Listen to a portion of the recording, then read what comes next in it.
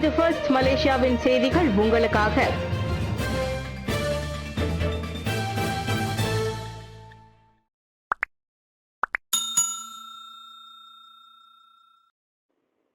பெரிக்கத்தான் national கூட்டணியுடன் ஒத்துழைப்பும் தீர்மானம் நிறைவேற்றியது கெடா மாய்கா. பெரிக்கத்தான் நேஷனல் கூட்டணியுடன் அரசியல் ஒத்துழைப்பை மேற்கொள்ளும் தீர்மானத்தை நிறைவேற்றியுள்ளது கெடா மாய்கா. மாநில மாய்காவின் நேற்றைய ஆண்டு பொதுப்பேரவையில் அந்த தீர்மானம் நிறைவேறியது. மாநாட்டை தொடக்கி வைக்க வந்திருந்த தேசிய தலைவர் தான் சி.எஸ். விக்னேஸ்வரனையும் அது ஆச்சரியப்படுத்தியது. பின்னர் அது குறித்து கருத்துரைத்த கெடா மாய்கா தொடர்பு குழு தலைவர் எஸ்.கே. சுரேஷ், தேசிய முன்னணியிலிருந்து விலகி பெரிக்கத்தானுடன் ஒத்துழைப்பது குறித்து மாய்கா மத்திய செயலவை இதுவரை விவாதிக்கவில்லை என்றார். கெடா மாய்கா பேராளர்கள் அவர்களாகவே அத்தீர்மானத்தை முன்மொழிந்து நிறைவேற்றியுள்ளனர். என்றாலும் இறுதி முடிவெடுப்பதை கட்சி தலைமைத்துவத்திடமே விட்டுவிடுவதாக அவர் கூறினார். நடப்பு மத்திய அரசாங்கத்தின் மீது கெடா இந்தியர்கள் கடும் அதிருப்தியில் உள்ளனர். பக்கத்தான் ஹரப்பானும் ஏன் வாக்களித்தோம் என அவர்கள் வருத்தம் அடைந்துள்ளனர். இனியும் இந்தியர்கள் புறக்கணிக்கப்படுவதை அனுமதிக்கப்படாது என்றும் ஒரு தைரிய முடிவை எடுக்க வேண்டும் என்றும் கூறப்படுகிறது.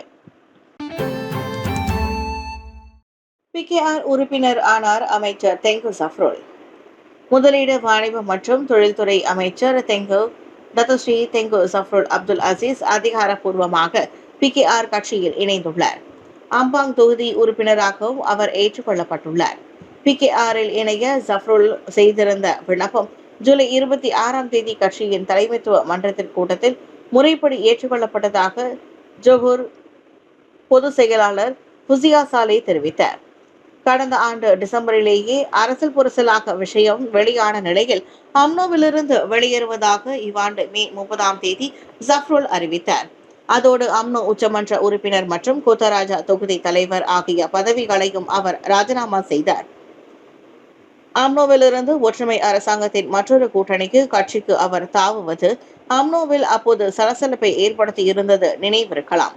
2020ஆம் ஆண்டு அப்போதைய பிரதமர் தான் முஹிதீன் யாசின் அமைச்சரவையில் நிதி அமைச்சராக நியமிக்கப்பட்ட பிறகு ஜஃப்ருல் வெளியில் தெரிய ஆரம்பித்தார். பினாங்கு கொடிமலை கேபிள் கார் திட்டம் BBMB மற்றும் ஹத்தசுமா இடையே 367.2 மில்லியன் ரிங்கிட் ஒப்பந்தம். 367.2 மில்லியன் ரிங்கிட் மதிப்பிலான புதிய பினாங்கு கேபிள் கார் திட்டம் தொடர்பில் BPMB எனப்படும் பேங்க் பெமாங்குவான் மலேசியா பிரிகெட்டும் ஹத்துசுமா சென்ட்ரிகான் பிரிகெட்டும் துணை நிறுவனமான ஹத்தசுமா ரோப்வே சென்ட்ரிகான் பிரிகெட்டும் புரிந்துணர்வு ஒப்பந்தத்தில் கையெழுத்திட்டுள்ளன. பினாங்கு முதல்வர் சாகோன்யாவ் முன்னிலையில் BPMB குழுமத்தின் சார்பில் ஜெரால்டு கோவும் ஹத்தசுமா சார்பில் அதன் நிர்வாக இயக்குனர் தான் CM ரவீந்திரனும் அதில் கையெழுத்திட்டனர். பினாங்கு கொடிமலைக்கு செல்வதற்கான வசதியை மேம்படுத்துவதை இந்த கேபிள் கார் திட்டமாக நோக்கமாக கொண்டுள்ளது. இது பினாங்கு கொடிமலை உயர்கோளை காப்பகத்திற்கான இணைப்பை விரிவுபடுத்தி மாநிலத்தின் சுற்றுலாத்துறையை மேம்படுத்தும் என எதிர்பார்க்கப்படுகிறது. நீண்டகால பராமரிப்பு நிறுவனம் என்ற வகையில் ஹத்தசுமா ரோப்வேஸ் ஒட்டுமொத்த கேபிள் கார் முறையையும் மேம்படுத்தி இயக்கி பராமரிக்கும் பொறுப்பை ஏற்றுள்ளது. இது எதிர்கால சந்ததியினருக்கான சொத்தை உருவாக்குவது பற்றியது என ரவீந்திரன் வர்ணித்தார். மணிக்கு 1400 பயணிகள் வரை ஏற்றி செல்லும் வகையில் வடிவமைக்கப்படும் இந்த கேபிள் கார் திட்டம் பினாங்கு பொட்டானிக்கல் கார்டன்ஸில் இருந்து கொடிமலை உச்சி வரை 10 நிமிட பயணத்தை உட்படுத்திய 2.73 கிலோமீட்டர் தூர திட்டமாகும். நாட்டில் முதல் முறையாக உள்ளூர் இந்திய டிஜேக்களுக்கு அங்கீகாரம் வழங்கி சிறப்பு. நாட்டில் உள்ள இந்திய டிஜேக்களுக்கு 3 மாத கால பயிற்சிகள் வழங்கிய டிஜே மணிபாய் நேற்று அவர்களுக்கு சான்றிதழ் வழங்கும் விழாவை நடத்தினார். பிளான் கிராண்ட் சிட்டி ஹால் மண்டபத்தில் நடைபெற்ற அவ்விழாவுக்கு செந்தோசா சட்டமன்ற உறுப்பினர் குணராஜ் ஜோர்ஜ் தலைமை தாங்கினார். உள்ளூர் டிஜேக்களின் திறமைகளை பாராட்டிய குணராஜ் இதுபோன்ற பயிற்சிகள் அவர்களை மேலும் செம்மைப்படுத்தும் என நம்பிக்கை தெரிவித்தார். குணராஜின் ஆதரவுக்கு நன்றி தெரிவித்த டிஜே மணிபாய் இதுபோன்ற ஆதரவு தொடர வேண்டும் என்றார். டிஜே தொழில் ஒன்று சிலர் நினைப்பது போல் கெட்ட வேலை அல்ல. தீவிரமாக இறங்கினால் நல்ல வருமானத்தை கொண்டு வரும் தொழிலாகும். எனவே ஏராளமான இளைஞர்களை இந்த டிஜே இசைத்துறையில் ஈடுபடுத்த தாம் ஆர்வம் கொண்டுள்ளதாக மணிபாய் சொன்னார்.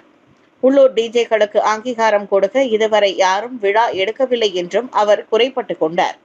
பயிற்சி முடித்து சான்றிதழ்களை பெற்றுக்கொண்ட டிஜேக்கள் சிலர் முதல் முறையாக தங்களுக்கு இது போன்ற அங்கீகாரம் கிடைத்தது குறித்து தங்களது மகிழ்ச்சியை பகிர்ந்து கொண்டனர். இந்திய டிக்டாக் விற்பனையாளர்களுக்கான 2025 சமூக முனைவோர் உச்சநிலை மாநாடு 300 பேர் பங்கேற்பு. நாட்டில் உள்ள இந்திய உள்ளடக்க உருவாக்குநர்கள் மற்றும் டிக்டாக் விற்பனையாளர்களுக்காக முதன்முறையாக சோசியல் பிரினர்ஸ் சம்மிட் 2025 அல்லது சமூக முனைவோர் உச்சநிலை மாநாடு கோலாலம்பூர் புக்கிட் ஜாலிலில் நடைபெற்றது. அதிகாரப்பூர்வமாக நியமிக்கப்பட்ட டிக்டாக் நேரலை உள்ளடக்க உருவாக்குனர் நிறுவனமான அவிஷன் மீடியா இதனை ஏற்பாடு செய்திருந்தது.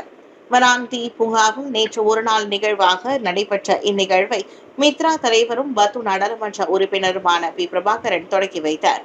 அவர் தமது உரையில் இதுபோன்ற நிகழ்வுகள் சிறு வியாபாரிகளின் வர்த்தக விரிவாக்கத்திற்கு பெரிதும் துணை புரியும் என்று நம்பிக்கை தெரிவித்தார். அடுத்த ஆண்டு இதைவிட பெரிய அளவில் நடத்த ஏவியேஷன் மீடியாவுடன் மித்ரா கைகோர்க்கும் சாத்தியம் குறித்தும் பிரபாகரன் பேசினார். முதன்முறையாக நடத்தப்பட்ட போதிலும் 300க்கும் மேற்பட்டோர் இதில் பங்கேற்று பயனடைந்ததாக ஏற்பாடு குழு தலைவரும் ஏவியேஷன் மீடியா தலைமை செயல் அதிகாரியுமான சுரேஷ் தனசேகரன் தெரிவித்தார். காதல் வலையில் சிக்கி 2.3 மில்லியன் ரிங்கெட் இழந்த பெண். கனடாவை சேர்ந்த சிங்கப்பூர் தொழிலதிபர் என தன்னை அறிமுகப்படுத்திக் கொண்ட ஆடவர் ஒருவரின் காதல் வலையில் சிக்கிய 53 வயது பெண் ஒருவர் 2.3 மில்லியனுக்கும் அதிகமான தொகையை இழந்துள்ளார். கடந்த ஆண்டு பாதிக்கப்பட்டவரின் அத்தை கோலாலம்பூரில் நடைபெற்ற ஒரு கருத்தரங்கில் சந்தேக நபரை சந்தித்து அவரை பாதிக்கப்பட்டவருடன் திருமணம் செய்து வைக்கும் நோக்கில் அறிமுகப்படுத்தியுள்ளார் என்று மாநில காவல்துறை தலைவர் டாக்டர் முகமது அல்வி ஜைனுல் அபிதின் கூறினார். பின்பு சந்தேக நபர் ஓமனில் மின்சார கட்டமைப்பு திட்டத்தில் ஈடுபட்டிருப்பதாகவும் மூலப்பொருட்களை வாங்க நிதி மாற்ற உதவி தேவைப்படுவதாகவும் பாதிக்கப்பட்டவரிடம் கூறினார். இந்நிலையில் அந்நபரின் வார்த்தைகளை நம்பி சந்தேக நபரின் வங்கி கணக்குகளுக்கு பல்வேறு பரிவர்த்தனைகளின் மூலம் 2.3 மில்லியன் ரிங்கிட் பணம் அனுப்பி வைத்துள்ளார். பின்னர் அந்நபரின் மீது சந்தேகம் ஏற்பட்டு காவல் நிலையத்தில் அப்பெண் புகார் அளித்துள்ளார்.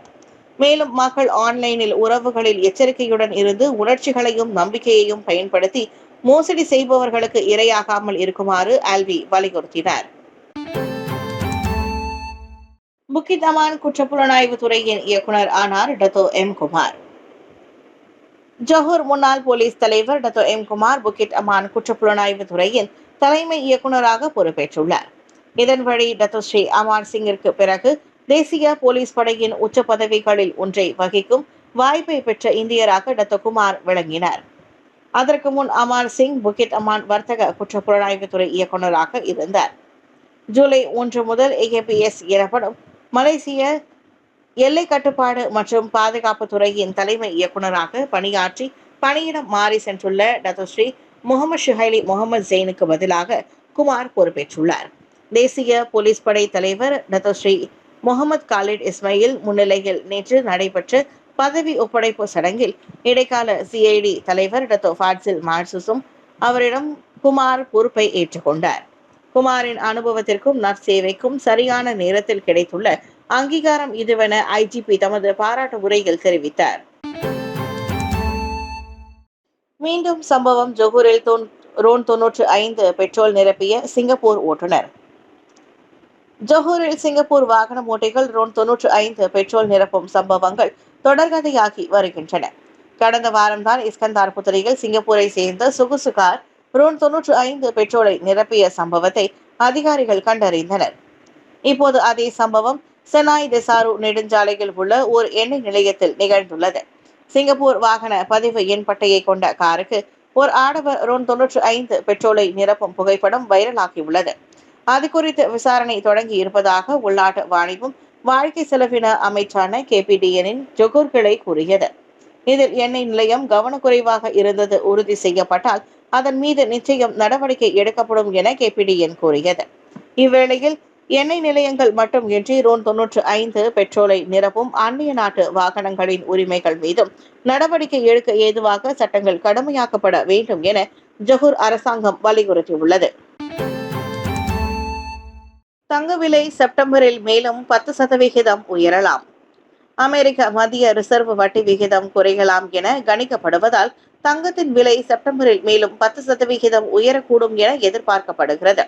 அமெரிக்க டாலருக்கும் மலேசிய ரிங்கிட்டுக்கும் இடையிலான வட்டி விகிதத்தை வேறுபாடு குறைவதால் தங்கத்தின் விலைகள் தொடர்ந்து உயரும் சாத்தியம் உள்ளது. இதனால் தங்கத்திற்கான தேவை அதிகரிப்பதாக MGA எனப்படும் மலேசிய தங்க சங்கத்தின் தலைவர் டத்தோஸ்ரீ லூயிஸ் எங் தெரிவித்தார்.